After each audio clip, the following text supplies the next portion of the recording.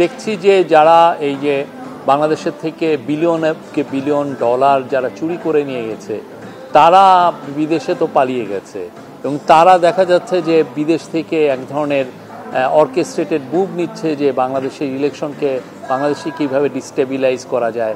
বাংলাদেশ নিয়ে তারা হাজার হাজার ডিসইনফরমেশন ফেক নিউজের ক্যাম্পেইন করছে। তো ফলে এক ধরনের আমরা দেখছি যে পতিত স্বৈরাচার তার দোসরগুলো এবং তাদের সাথে অ্যালাইড যারা ইন্টারন্যাশনাল ফোর্সেস আছে তারা মিলে একটা মানে খুবই ওয়েল অর্কেস্ট্রেটেড মুভ যে এই ইলেকশনটাকে কীভাবে বানচাল করা যায়, এই ইলেকশনকে কীভাবে প্রশ্নবিদ্ধ করা যায়, এরকম একটা আমরা মুভ দেখছি।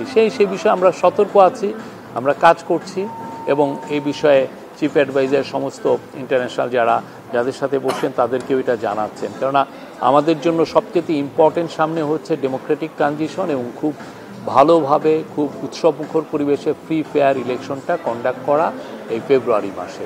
এটার বিষয়ে ইন্টারিম গভর্নমেন্ট প্রতিজ্ঞাবদ্ধ।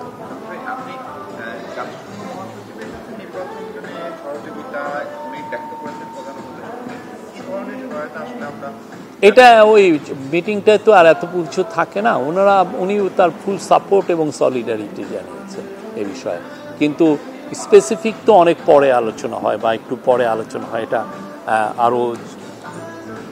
আরও ওনার থেকে মানে জুনিয়র লেভেলে আলোচনাগুলো হয় কি বা এটা হয়তো বা রেসিডেন্ট কোঅর্ডিনেটর যিনি আছেন তারা এটা দেখবেন।